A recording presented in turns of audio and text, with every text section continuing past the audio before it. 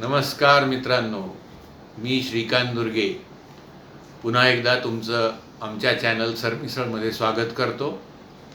यात आपण कला, सांस्कृतिक विषय, आर्थिक विषय आणि पर्यावरण यावर बोलत आहोत. मागच्या एपिसोडमध्ये आम्ही कला या क्षेत्रात भूले विसरे कलाकार हा सदर सुरू केला आणि या वेळेला आपण आर्थिक गोष्टींवर बोलणार आहोत. सगळीकडं नुसती धामधूम चालू आहे. लोक म्हणतील की मी आज काय महागाई इन्फ्लेशनवर बोलणार का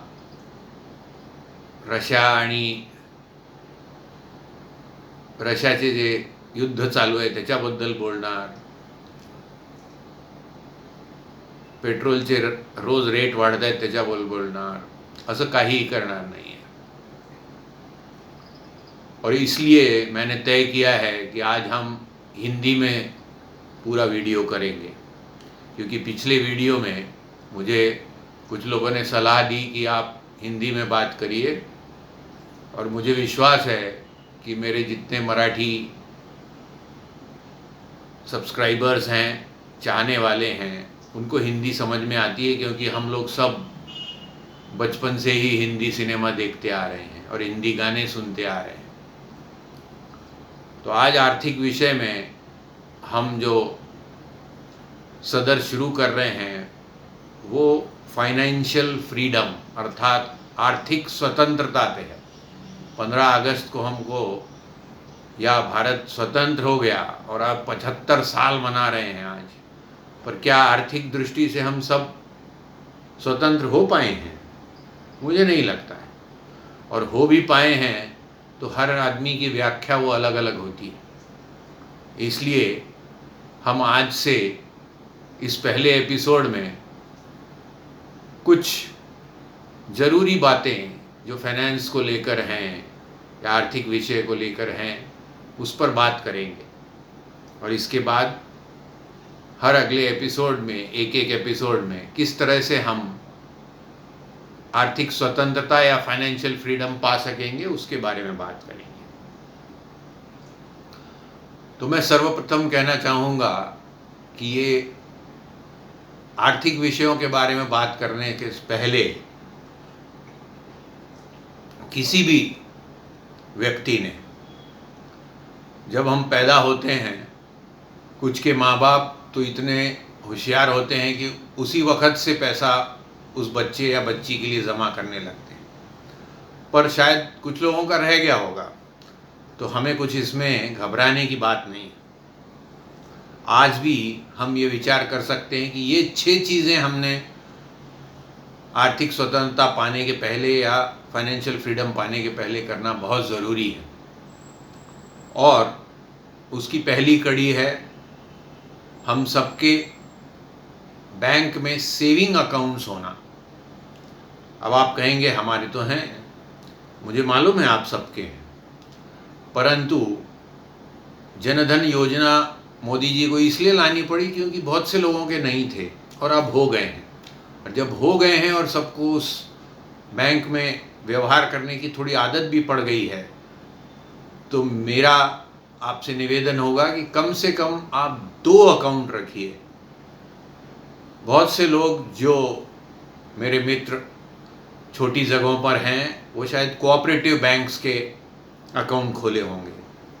मैं कोई बैंक अकाउंट बंद करने नहीं कह रहा हूँ, पर उसके साथ कृपा करके कोई नेशनलाइज बैंक जैसे कि स्टेट बैंक, पीएनबी, इस तरह के बैंक, उसमें एक अकाउंट ज़रूर खोलिए.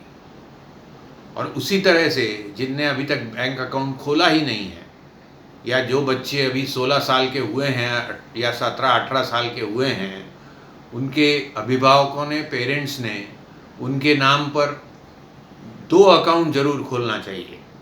एक सरकारी बैंकों में अर्थात स्टेट बैंक, पीएनबी अथवा में, और दूसरा प्राइवेट बैंक अर्थात एचडीएफसी, आईसीआईसीआई, एक्सिस, इस तरह की बैंकों में.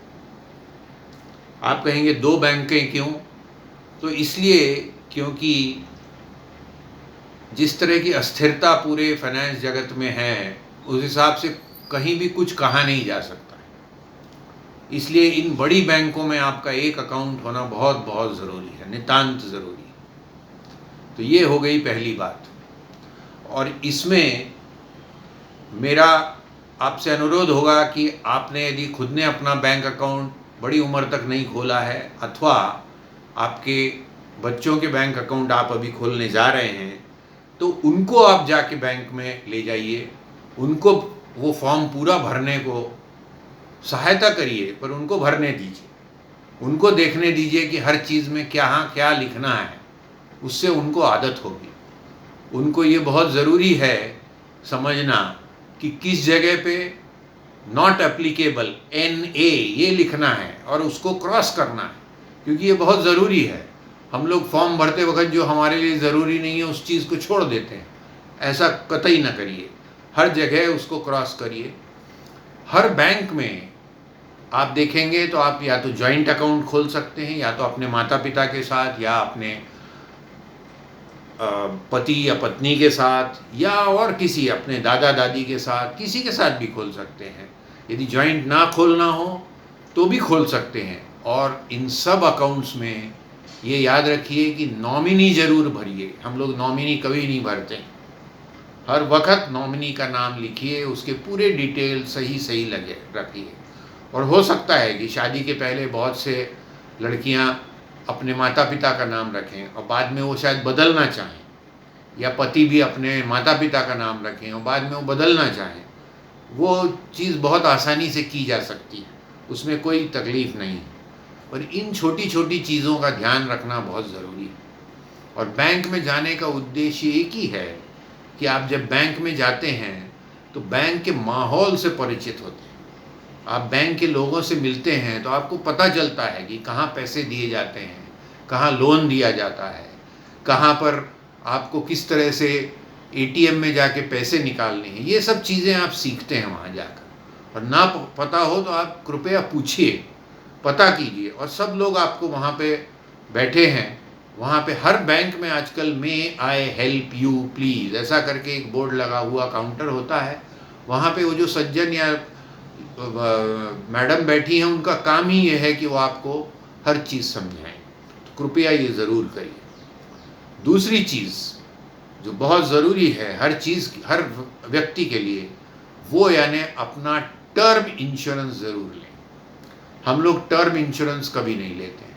हमें लाइफ इंश्योरेंस लेने जाते हैं तो ज़्यादातर हमको हमारे जो आजू बाजू के अंकल आंटी पहचान के कोई जो एजेंट रहते हैं, वो आके आप जैसे ही पैसा कमाने लगते हैं आपको आकर कहते हैं इंश्योरेंस ले लो क्योंकि टैक्स बचेगा।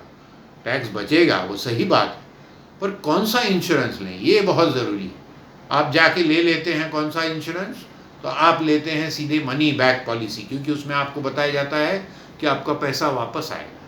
पैसा वापस आना हर 5 साल बाद ठीक है, पर वही कोई भी व्यक्ति या कोई भी कंपनी जब बिजनेस कर रही है वो फ्री में बिजनेस नहीं कर रही है। वो आपसे पैसा लेती है क्योंकि उसको पैसा कमाना है, और आपको यदि पैसा वापस देना है तो आप ही का पैसा वापस कर रही है। इसलिए वो सबसे ज़्यादा महंगा प्रोडक्ट है। इसलिए कृपया करके टर्म प्लान ही की मांग कीजिए और टर्म प्लान लीजिए। टर्म प्लान सबसे सस्ता प्लान है। वो एक तरह से ऐसी चीज़ है जैसे आप गाड़ी का इंश्योरेंस कराते हैं, वो आपको लेना ज़रूरी है। नहीं तो आप आपकी गाड़ी, आज स्कूटर भी आप रोड पे चला नहीं सकते हैं। अपवाद अभी इलेक्ट्रिक बाइक में हो रहा है, पर उसके पहले आपके जो स्कूटर्स थे वो आप रोड पे नहीं चला सकते थे यदि आपने थर्ड पार्टी इंश्योरेंस नहीं लिया। पर वो लेते थे तो इसका मतलब ये नहीं था कि आप हर साल जाके इंश्योरेंस कंपनी को कहें कि इंश्योरेंस का क्लेम दे दीजिए, क्योंकि आपका क्लेम हुआ ही नहीं है। तो भी आप अगले साल उसको जाके फिर से रिन्यू करते थे। तो जब ऐसी स्थिति आती है तो उस चीज़ में आपका क्लेम तभी दिया जाता है जब कभी आपको क्लेम आए। उसी तरह टर्म इंश्योरेंस में यदि आपको खुदा न खास्ता कुछ होता है तभी आपका पैसा आपको दिया जाता है, अदरवाइज़ आपको वो पैसा नहीं मिलता है और आप इंश्योर्ड रहते हैं जब तक कि टर्म का आपने इंश्योरेंस प्लान लिया। तीसरी वस्तु मैं कहूँगा जो लेना बहुत ज़रूरी है सबके लिए, वो आज के ज़माने में है मेडिकल इंश्योरेंस, और जिसको आप मेडिक्लेम कहेंगे। जो नॉन लाइफ कंपनियां जितनी हैं, यानी न्यू इंडिया एश्योरेंस, आपकी हो गई ओरिएंटल, हो गई ICICI लोम्बार्ड, हो गई HDFC की नॉन लाइफ कंपनी हो गई। इस तरह की बहुत सी कंपनियां हैं जो आज आपको मेडिक्लेम पॉलिसियां देती हैं। वो लेना बहुत ज़रूरी है। कोरोना ने हमको सिखा दिया है कि यदि आप गलती से भी कोरोना में बीमार हो गए और आपको हॉस्पिटलाइजेशन हुआ है और फिर ऑक्सीजन और वो सब चीज़ें जो हुई हैं उसमें मैं नहीं जाऊंगा, पर जो खर्चा आया है लोगों का वो बहुत ज़्यादा हुआ है। और आपको यदि गलती से उस तरह की चीज़ में आप फंस गए तो आपको पैसा बहुत लगता है। पर यदि आपका मेडिक्लेम रहा तो आप पूरी तरह से उस कंपनी द्वारा इंश्योर्ड रहते हो, तो आपको कोई चिंता की बात ही नहीं है।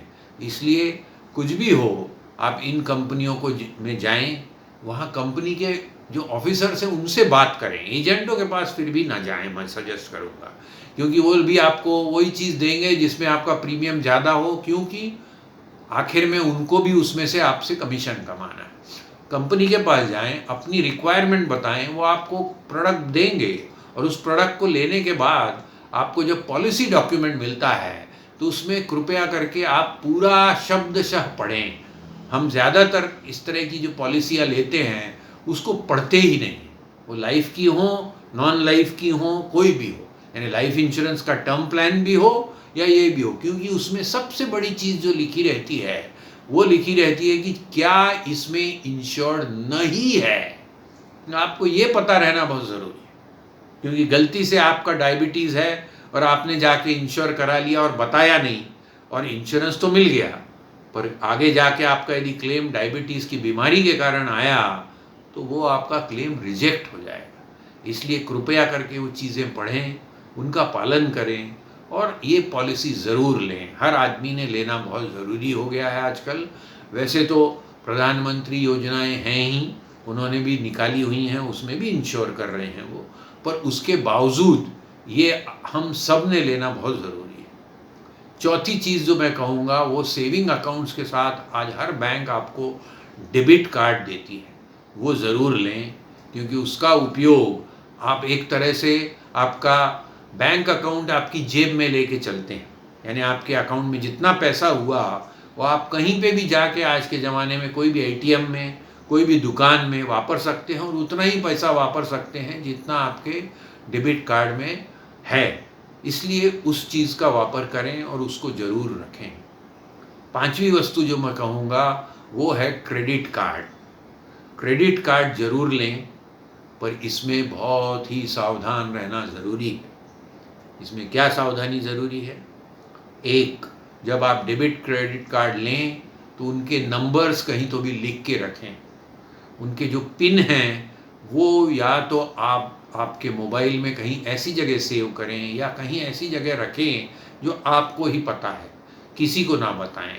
और तीसरी बहुत महत्वपूर्ण बात जो उसमें है वो ये है, और वो खासकर क्रेडिट कार्ड में है, कि आप जब भी पैसा खर्चा करें तो ये ध्यान रखें कि अगले महीने आपको 1.5 महीने तक वो कंपनी या बैंक पैसे नहीं मांगेगी, पर 1.5 महीने बाद जब बिल आएगा, यदि आपने समझिए 50,000 की आपकी लिमिट है और आपने 25,000 खर्चा किया है, तो आपको 1.5 महीने बाद बिल आएगा तो बोलेंगे 25,000 भरिए, पर यदि आपको आगे चालू रखना है तो मिनिमम अमाउंट 2,500 भर दिए, वो 10% ही मांगेंगे। पर यहीं पे बहुत बड़ी गफलत होती है लोगों की। उनको लगता है 2,500 भर के मैं अगले 50,000 खर्चा करूं, पर उसमें उनको घाटा ये है कि ये कंपनियां 40 से 50% प्रति वर्ष के हिसाब से आपको इंटरेस्ट लगाती हैं, जो बहुत बड़ी कीमत है। आज जब आप फिक्स डिपॉजिट में 5% कमा रहे हैं, सेविंग्स में 2.5% कमा रहे हैं, तो 50% देना यानी आपको एक तरह से अंधे कुएं में धकेल रहे हैं। तो कृपया इस पे बहुत ज़रूरी ध्यान रखिए। क्रेडिट लीजिए, क्रेडिट नहीं लीजिए ऐसा नहीं बोलूँगा मैं, पर उसका वापर सावधानी से करिए। कभी भी उस चीज़ को एक्सेस मत होने दीजिए। यदि वो एक्सेस नहीं हुआ तो आपको वो बेनिफिट ही है। आपकी जेब में कभी समझिए कैश नहीं हुई, पैसा नहीं हुआ, तो आप उसका वापर करके उसको निश्चित तौर पे अपना काम उस वक्त चला सकेंगे और बड़ी चीज़ें, बड़े खर्चे उससे कर सकेंगे। और लास्ट में जो मैं कहूँगा वो कहूँगा कि छठी चीज़, वो आप कभी भी कहीं भी रहते हैं और ये अपनी जो फाइनेंशियल फ्रीडम की शुरुआत करनी है, वो करने के पहले आप ये ध्यान रखिए कि आपके सेविंग्स अकाउंट में, जो अकाउंट आपने खोले हैं 2 अकाउंट, उनमें मिला के आपका यदि महीने का खर्चा 25,000 रुपया है या समझिए 20,000 रुपया है, तो कम से कम 1,20,000 रुपया यानी 6 महीने की का खर्चा ये आपके उन अकाउंट्स में ज़रूर रखिए। दोनों मिला के रखिए, मैं ऐसा नहीं कह रहा हूँ कि 2 अकाउंट खोले तो एक में 20 है, ऐसा मत करिए। आप उसमें 60-60 हज़ार कम से कम रखिए, क्योंकि आजकल जिस तरह का माहौल है, कोरोना आ गया, कुछ और आ गया, कुछ और आ गया, तो किसी की भी एटलीस्ट जो लोग प्राइवेट कंपनियों में या निजी क्षेत्र में काम कर रहे हैं, उनको अपने सैलरी कम होने का डर रहता है, उनको नौकरी जाने का डर रहता है, क्योंकि उनकी कंपनियां बंद हो सकती हैं। ऐसा नहीं है कि कोई आपको भगाना चाहता है, पर कंपनी नहीं चल रही तो पगार कैसे देगा वो आपको? तो इसलिए कृपया करके कम से कम 6 महीने का रखिए, और यदि फैमिली है तो मैं कहूँगा 12 महीने का रखिए, जिससे कि आप गलती से भी नौकरी आपकी चली जाती है तो कम से कम नई नौकरी या नया काम शुरू होने तक आप अपना जो रोज़मर्रा का जो जीवन है उसी तरह से यापन कर सकें। और ये बहुत बहुत ज़रूरी है, और इस चीज़ का अमाउंट हर आदमी का अलग होगा। ऐसा नहीं है कि इसके लिए कोई मैं बड़ा थंब रूल आपको बता दूंगा कि इतना ही अमाउंट रखिए। आप अपना खर्चा जो है वो हिसाब अपना लगाइए और उस खर्चे के हिसाब से वो जोड़िए। मैं ये नहीं कह रहा हूँ कि पहले अभी इसी महीने कर दीजिए, पर अपने पूरे आगे आने वाले जो पैसा आपकी कमाई है उसमें से इस इमरजेंसी फंड की तैयारी ज़रूर करके रखिए, जिससे आपको परेशानी बिल्कुल भी नहीं होगी और तकलीफ़ नहीं होगी। मैं आज यहाँ ही पे आप ये वाला एपिसोड समाप्त करता हूँ। यदि आपको ये पसंद आया हो तो कृपया उसको लाइक करिए, शेयर करिए और अपने कमेंट्स ज़रूर भेजिए। आपके कोई प्रश्न होंगे पर्सनल फाइनेंस पे, वो भी ज़रूर भेजिए, उसके उत्तर मैं ज़रूर दूंगा। मेरा ईमेल आईडी दिया हुआ है। और अगले सत्र में हम फिर से भूले बिसरे कलाकार का दूसरा एपिसोड देखेंगे। तब तक के लिए धन्यवाद मित्रों।